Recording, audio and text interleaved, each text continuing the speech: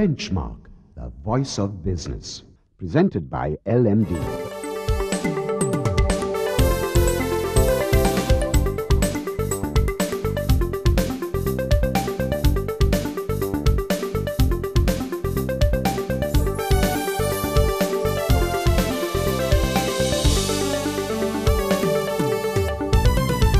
On this edition of Benchmark, corporate fraud is a topic under discussion as we speak to Reyaz Mihular, managing partner of KPMG, Ford Roads, Thornton and Company. Then, Nielsen Lanka's managing director Shaheen Kader analyzes the latest BCI data. The unique index plunged to a post-war low in June. And we wrap up this edition with LMD columnist Samantha Amarasinghe, who discusses Sri Lanka's macroeconomic outlook. That's the lineup for Benchmark. Corporate fraud is nothing new, but what is interesting is that the incidences of reporting corporate fraud are seeing an upward trend, indicating that organizations are working much harder to fight the risks posed by fraud. Now, according to the quarterly corporate fund index, which is done by the Atlanta-based company The Network, a leading provider of governance, risk and compliance solutions, for the fourth quarter of 2011, fraud reporting increased to an all-time high of over 21%. In Sri Lanka, losses from corporate fraud can run into the billions. And we are going to find out a little bit more from the managing partner of KPMG, Reyaz Mihular, whose company, or KPMG, undertook Sri Lanka's groundbreaking survey on corporate fraud. Now, KPMG's recent survey awakening on corporate fraud, I'm sure must have raised quite a few eyebrows. Yeah, I think it did because it is the first survey on fraud undertaken in Sri Lanka. KPMG has done this worldwide and particularly we sought assistance from our colleagues in India, where they have done this for over a decade now. And we thought it will be useful because increasingly we have seen more than a few instances of frauds cropping up, and we thought this will be an interesting subject to get to the bottom of. So what made KPMG take this on? What's the background to this survey?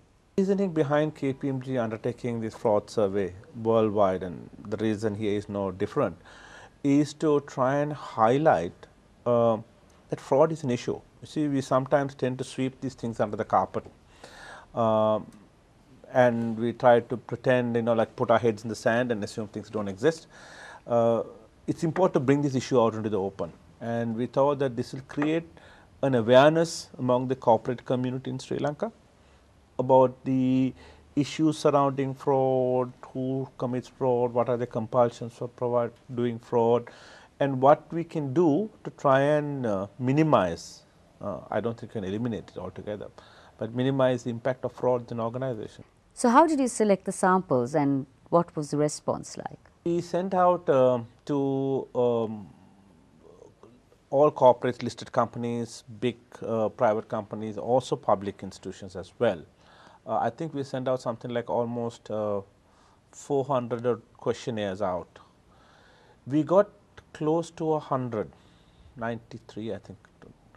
And when I discussed this with my Indian colleagues, they said that the first time when they sent out to a country as big as India, the first time they got only about 65 respondents. So Sri Lanka, I think, is better. We got almost 93 the first time around. Of course, they say in India, in the subsequent surveys, the number increased, and we plan to maybe run this in another 2 years' time, because in India they do it every 2 years. So we might decide every 2 or 3 years to run this survey, and hopefully the percentage of responses will be better. Well, the survey makes some very shocking revelations about the extent of fraud in Sri Lanka. On the other hand, perhaps not surprisingly, there's apparently a greater frequency of fraud in the public sector as opposed to the private sector. Could this partially be a case of the private sector respondents being a little better at hiding the truth, as it were? Partly what you're saying is true. You see, what happens in the public sector is that once a fraud is discovered, and it becomes public news because everybody's concerned, everybody's money. Private sector sometimes try and resolve the issues. For example, if they find somebody has committed a fraud, possibly because our legal systems are so slow, sometimes people find it better to, if the guy will pay it back, right, then, they say, okay, let's get a recover losses, and then he submits a resignation and he's out, and the matter is closed. Now, it might be expedient for the company to do that because they get their money back quicker. But the problem with that is that, I don't think we're sending the right message, because people think that, okay, I can do fraud. If I get caught, I pay back, and then I can go back and do fraud again somewhere else. And that is why I think some of the things that we are making in this point is that it's important for organizations to set the right tone at the top, like saying we have zero tolerance for fraud. Now, sometimes maybe it's easier for me to say it, but it might involve that extra trouble of going after these guys, all the inquiries and courts and others. But I believe that in the larger interest of the corporate community, it is important that we must take a stand and saying that we won't tolerate fraud. So, who are the perpetrators? It varies. In our survey, we find that a significant number comes in the lower and middle management.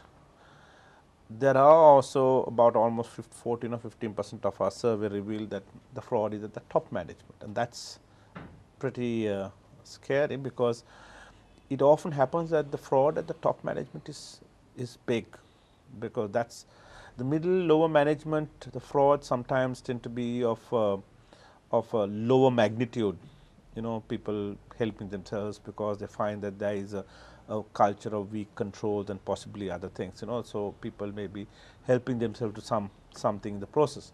But when top management is involved, then it becomes fairly serious. Your survey covers 4 types of fraud: misdemeanors relating to financial statements, IP fraud, supply chain thefts, and surprise, surprise, Sri Lanka's best kept secret, bribery and corruption. Have you identified what actually motivates people to commit these frauds? There are various reasons that came out of the survey. One, of course, is I'm just speaking not at in any particular order. One of the things I think that we found is incentives. People maybe are rewarded based on performance, and this is particularly at the top management level, where there may be bonuses and payments, incentive payments are linked to performance, and then there is a huge incentive to try and fix the numbers to show a higher performance. And that, I think we found almost about 27% of the cases, that's the one of the major motivations, trying to, so it's financial statement fraud more than anything else, which of course leads to, a payment of incentives which are not justified because that performance was not really realized, and that's the one that often tends to be fairly significant. So, the highest loss of fraud has been identified from the industrial sector at somewhere in the region of 3 billion rupees, and the smallest, if we may call it that, at 2.5 million rupees from the agriculture sector. But fraud is fraud.